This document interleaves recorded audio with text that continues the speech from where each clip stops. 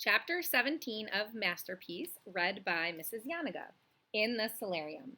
Marvin slept late the next morning, exhausted from the events of the last few days. When he finally awoke, his mother was in his bedside smiling. Marvin, Papa and I thought of a nice outing for you today, something to take your mind off things. Edith, Albert, and Elaine are going to join us for a picnic in the solarium. We haven't been there in weeks, and it will lift your spirits, darling. The maids are coming at 9, though, so you have to get ready now. At the far end of the Pompadays' apartment was a small, bright, glassed-in sun porch filled with flowering plants. It was the Beatles' only regular experience of nature, and it was especially appealing in winter, when the exotic greenery and sweet-smelling blossoms offered respite from the cold gray days unfolding beyond the apartment windows. Since it was too far for an easy day trip, the Beatles usually waited till Tuesdays when the maids came, catching a ride on the underside of the vacuum cleaner canister. The maids were in the regular habit of cleaning the kitchen first and then the solarium, because they both sported tile floors that required a particular vacuum attachment. Usually, the prospect of a day in the solarium would have thrilled Marvin, since it was a variable amusement park for young Beatles. But today, it just seemed a distraction from much more important pursuits. Okay, he said glumly, still thinking about James and the drawing. Oh, Marvin, please cheer up. It will be fun. Have a bite for breakfast quickly. Bacon this morning. James must have missed the trash can when he scraped his plate. And we'll get going. Look, Elaine is here already. His mother returned to the kitchen, and Marvin rolled out of bed, rubbing his eyes as his cousin poked her head around the doorway. Marvin, I can't believe you went to the museum without me. It sounds fantastic. Well, scary, of course. I mean, very scary. What with you getting swatted by that woman and everything? Good thing she didn't squash you flat. What if she mistook you for a mosquito? Kapow! You'd be dead meat right now. Marvin frowned at her. I know. I wish I'd been with you. You know how I'm dying to see the world. I never get to leave this old place. Boring. Marvin felt a vague twinge of sympathy. It was certainly a good thing to be safe, but it could be tedious in a way, too. You always wondered what you were missing? A little danger was worth it just to mix things up, to add some surprise to life. A little danger, he thought. Marvin bolted down his breakfast, and then he, Elaine, Aunt Edith, Uncle Albert, Mama, and Papa all made their way out of the cupboard to their preferred waiting spot for a vacuum cleaner ride, the underlip of the dishwasher. Hidden from view, they stood patiently until the maid had finished vacuuming the kitchen floor. As soon as the two women turned to collect their cleaning supplies, the six Beatles dashed towards the vacuum cleaner canister, scrambled up one of the dusty wheels, and dove for cover under its hard metal belly. Between them, Papa and Uncle Albert awkwardly balanced the picnic hamper, which was fashioned from the fingertip of a yellow rubber glove. It was bulging with food, tied shut with a bit of twine. One of the maids gave the vacuum cleaner a tug, and it scooted easily across the kitchen floor, through the hallway, and across the living room rug to the solarium. There she paused to unlatch the French doors, then dragged the canister over the door saddle, and bumped it into the terracotta tile. This was the roughest part of the journey, and inevitably one of the Beatles nearly fell off. Today it was Mamma, who had released her grip on the canister momentarily to tighten the hamper's twine. Oh dear, hold me, Papa bellowed, grabbing the edge of her shell at the last minute. And so they all made it safely to the solarium. They dropped off the canister and hid it until they were sure the maids were distracted, and then darted across the floor. It was always a challenge to keep the picnic hamper out of sight until this part of the trip. Even though it was tiny by human standards, its bright yellow color attracted attention.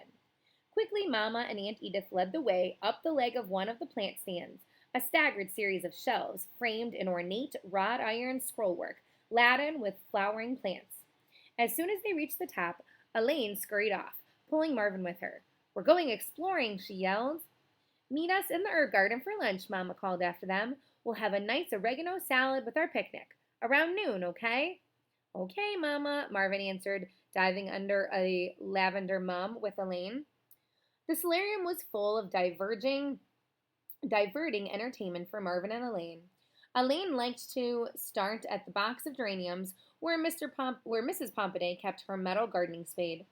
The spade was usually leaning against the wall, tilted at the perfect angle to be used as a slide.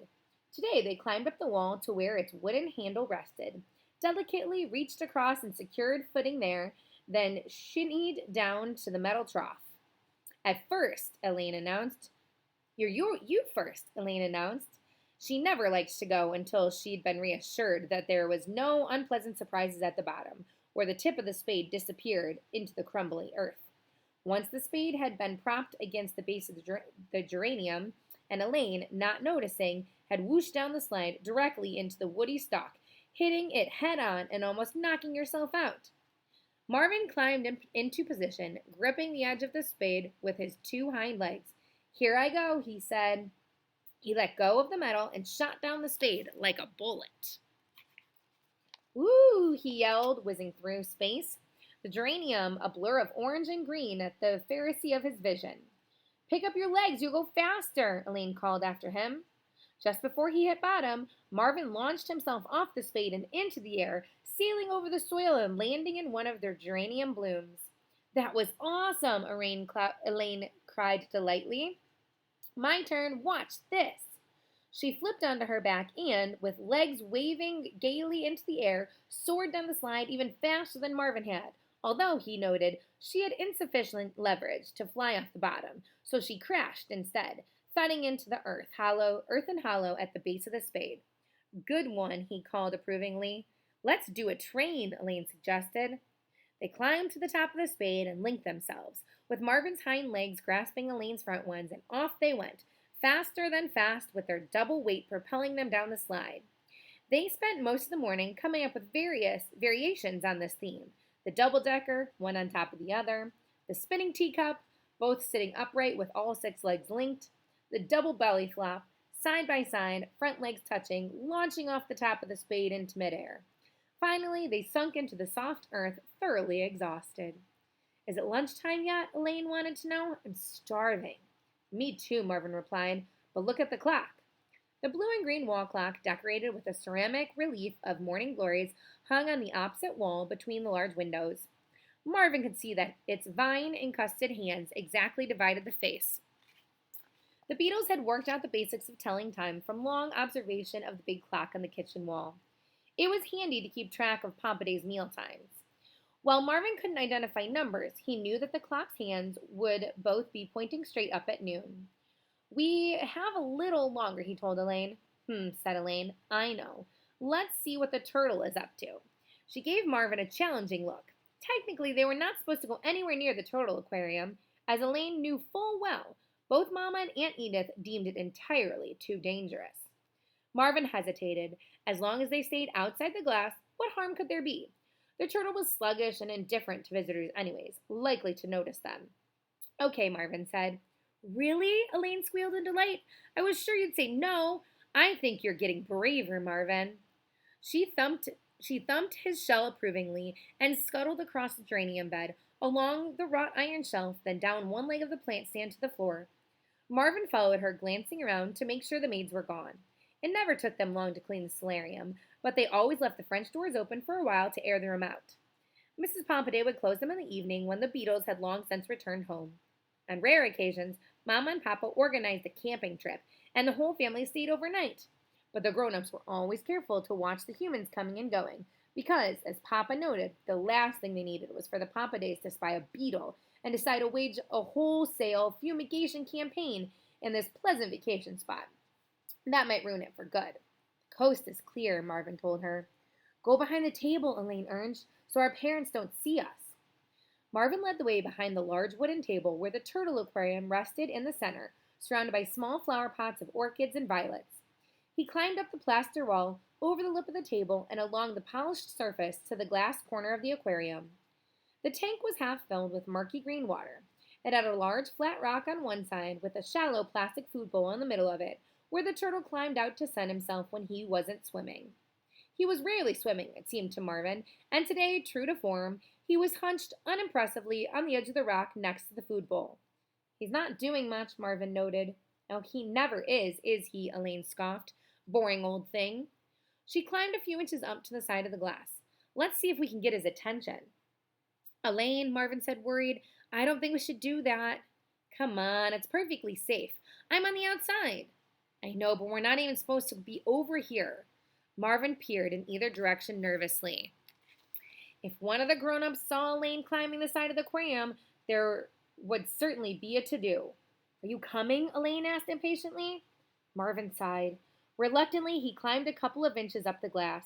It was slippery and cool underfoot. Elaine was several inches above him, waving her legs at the turtle. Yoo-hoo! Over here, you big lug! Heads up! Look sharp!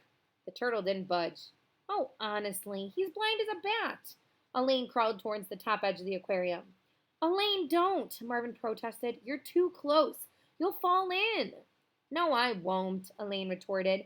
Besides, it wouldn't matter if I did. That turtle is too old and too tired and too dumb to care. Marvin climbed a little further. As he was approaching the middle of the wall, he saw a flash of something. So quick he wasn't sure he'd seen it. And then thunk! The side of the aquarium shook with a force that threw him to the ground. Why, that sly old thing, Marvin thought. The turtle must have spotted him after all. He lunged at the wall of the tank, not realizing Marvin was on the other side, out of reach, and now thrashed through the water along the wall of the tank, his sleek head moving back and forth. Did you see that? Marvin called to Elaine. He crawled back up the wall of the glass. When she didn't answer, he looked up. Elaine was nowhere to be seen. Elaine! Marvin shouted.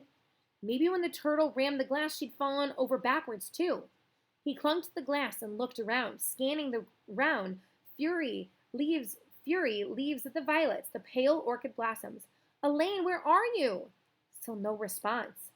Marvin, increasingly frantic, climbed further up the side of the aquarium for a better view. Elaine! Then he saw her.